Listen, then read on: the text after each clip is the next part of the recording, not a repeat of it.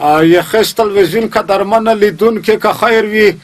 زه ګلبشره خان سره دی وبل ما خو چې ورک دی نه چې دی په کاول کې ټینګ نه دی که څرګ کیسه دو که درمن می که خیر وي دا ول ما به یې پرار ورسیږي که پلیار که و دا یو ډاکټر دی که خیر وي نوم یې مالام ګل دی که چې روغ السلام علیکم صاحب جوړې بخیرې طبیعتونه ښه دي ښې بخیرې چې په خیر روغله ډاکټر صاحب مالام ګل مو چې داسې نه وي چې پلیار کې کومه ستونزه ده ته جوړه شوې والا صاحب ډېره بخښنه غواړم او کله چې برنامه چلېږي صاحب زه نو به ورته اماده کړو خو دا خبره ده صاحب چې ځکه راباندې ناوخت شروع چې دلته لاره بنده وه صاحب دلته ترافیک راشه دلته صاحب موټر راشه دلته ګاډۍ ای تر دغه 2 سپوږمۍ راورسولم بس لږ راباندې ځنډ شو ډېره بخښنه غواړم مننه کومه چې په دامره مصرفیتۍ کې ته زوندر ورسو و میږي د خپرونه ته د ښکلا ور وبخله اول خو تو ته ښه راغلاست وایم مالام ګوله چې حاضر شوې میږ بلنه ده ومنله بیا به که خیر وي داسې ورې پوښتنه پسې کړي ډېره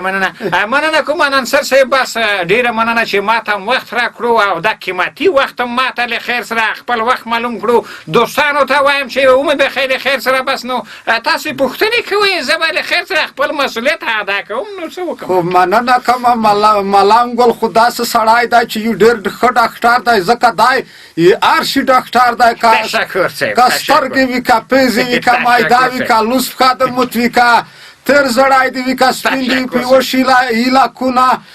مالام ګل رو به شماوي پښتنه تا چې په تو پر به ارتباط ولري کا و به نه لري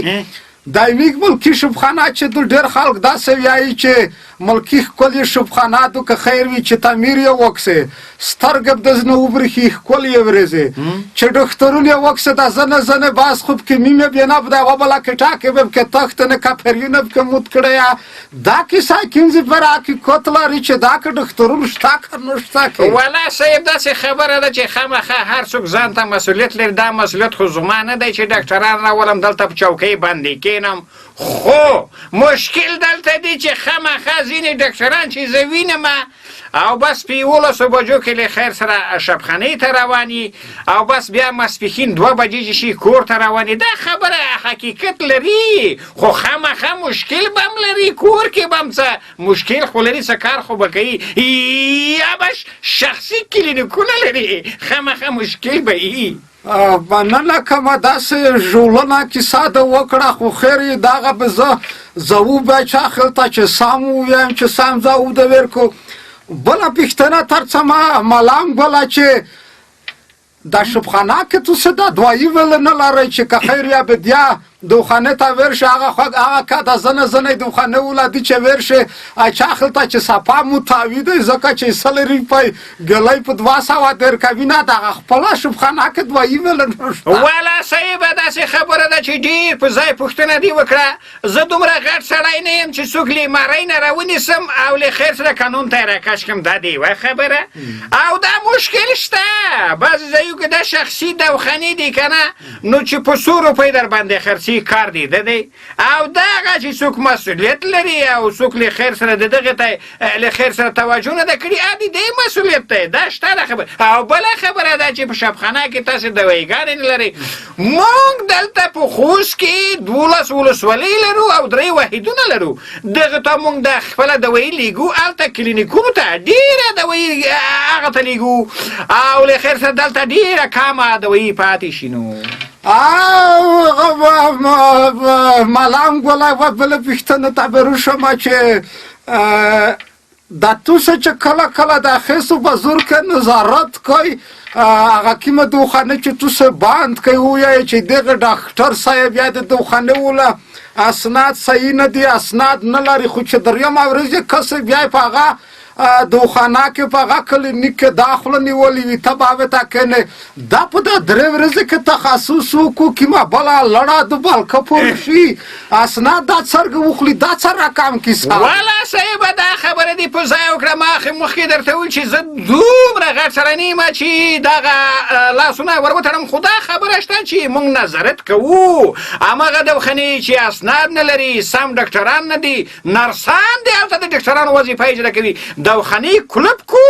او درېیمه ورځ چې خلاص شي بعضې مشکلات شه چې بعضې مشران صاحبان یا بعضې وکیلان صاحبان زنګ وهي چې دغه باندې غرض مه کوئ صاحبه موږ خپله هم انسانان یو ډارېږو وړه خلخانه راپسې دی بس وشي زه خیر دی مننه کومه ملنګ ګله داسې پوښتنې ته د ځوابونه وویل چې لږ سختي یادېنده وه بیا مننه کوم چې مو پوښتنې ته د ځواب ورکړو قدرمن ملنګ ګل کیسې توسې ورودې یوې بله پوښتنې ته به روشم ملنګ ګله چې ته خو ډاکټر موت زه خو چې خبر یم داسې مې اورېدلي دي چې دا خالي د سترګې د غوږې دی خو ته خو ځان سکره هر څه کسه دا کیسه رښتیا تو قدر وي ولا صاحب دا خبره دې په ځای وکړه رښتیا خبره ده چې یو ورې چې دلته زه ډاکټر شوم ډاکټر نو مجبور یم چې طبي خدمات وکړم او د هډوکي خدمات وکړم او د مرۍ خوږو خدمات وکړم او د پوزې تخصص په ځان باندې رقیب څه تکلیف راولم او ویې کړم ځکه چې دا ټولنه ډېره شاته پاتې ده موږ باید په هره برخه کې او په سینه کې په زړه کې او زیړ زړی سپین زړی او دغه د هډوکو او د ګنډې او د ټوخلي او د رقم مرضونه ځکه چې موږ دا ټولنه شاته پاتې ده نو چې کله موږ د خلکو سره سیال کیږو ډېر وخت راته پاتې دی مجبور یم چې ټول مسؤلیتونه زه واخلم ولې چې ډاکټر یم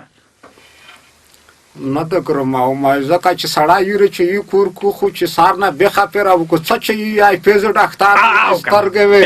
یاره مننه دله کوم ته کامیابه یې ده نره ډاکټرون که خیر وي زه شړم ځکه چې تیار شي ډاکټر چې ته وې ته یو باس یې مننه دا چې حاضر شوې ملنګ ګله او ډېره مننه تېنه کومه قدرمنه میږ میزي د غیزي پیره و بیا چې زه ګل بشیر خان سره د داسې و بل ملام توسې ته حاضرېږي